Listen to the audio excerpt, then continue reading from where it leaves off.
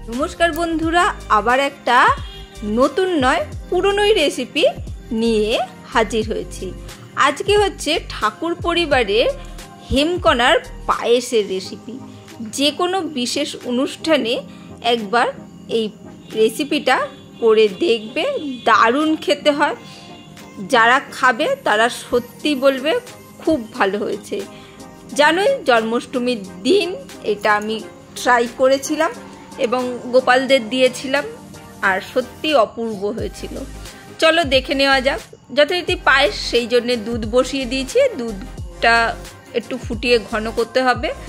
আর এইখানে দিয়ে দিয়েছি এলাচ। এলাচগুলো দানাগুলো ছাড়িয়ে নিয়ে নিয়েছি। বেশ খানিকটা 8টা এলাচের দানা বের করে নিয়েছি। আর এখানে নিয়ে নিয়েছি বেশ খানিকটা পেস্তা।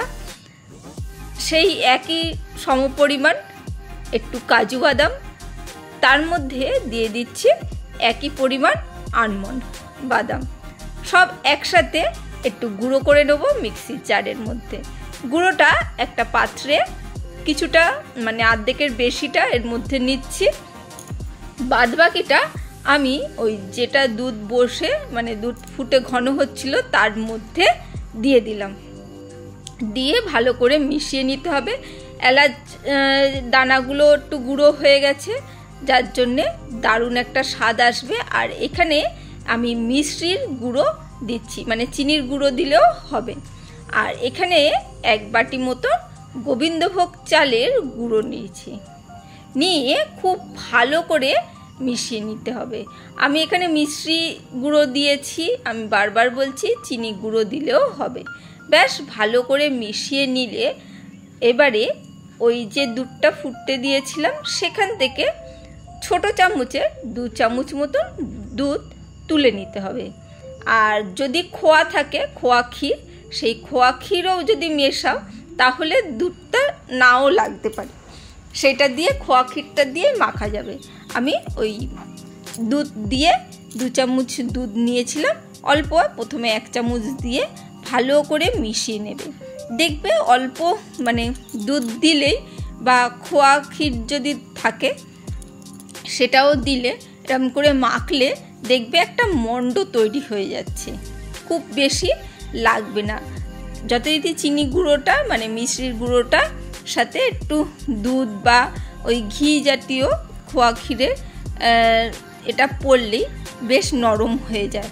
বেশ হাতের সাহায্যে, খোয়া ক্ষীর না থাকলেও এইভাবে দুধ দিয়ে এইভাবে হাতের সাহায্যে মিশিয়ে মেখে নেবে। মেখে এইভাবে মুঠো করে করে ছোট ছোট বল করতে হবে, একদম ছোট ছোট বল করতে হবে। মানে রসমালাই বানাই আমরা দুধের, সেই রসমালাইয়ের মতনই ছোট ছোট বল করতে হবে। ব্যাস বলগুলো করে হাতের সাহায্যে আমি রেখে দেবো পাত্রে। ওর মধ্যে চিনি গুঁড়োটা ছিল মানে মিশ্রির গুঁড়োটা ছিল, বাদ বাকি মিশ্রির গুঁড়োটা আমি দুধের মধ্যে দিয়ে দিয়েছি।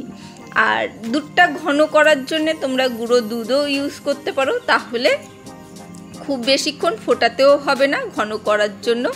আর যদি অত যদি না খরচা করতে চাও তাহলে দুধটা ফুটিয়ে খুব ভালো করে ঘন করে নেবে। আমি বলগুলো রেডি করে নিচ্ছি। আর তোমাদের এই পর্যন্ত রয়েছে সঙ্গে, মনে হয় ভিডিওটা ভালোই লাগছে। অবশ্যই কোনো দিন ট্রাই করে দেখো, নিরাশ হবে না, দারুণ খেতে হয়, একটা অপূর্ব স্বাদে। আর এই বলগুলো যখন তো মুখে পড়বে অপূর্ব লাগবে। চলো এইগুলোকে বলগুলো রেডি করে নিয়েছি। আর এখানে দুধের মধ্যে আমি কিছুটা মিল্কমেড দিয়ে দেবো। মিল্কমেড দিয়ে দিলে আমার আর চিনির প্রয়োজন পড়বে না, আর দুধটা যাতে এটি আরটু ঘন হয়ে যাবে। আমি চিনি দিইনি, মিল্কমেডের অনেকটাই মিষ্টত্ব ভাব রয়েছে। আর ওই অল্প একটু মিষ্টির গুঁড়ো ছিল সেটাই দিয়েছি।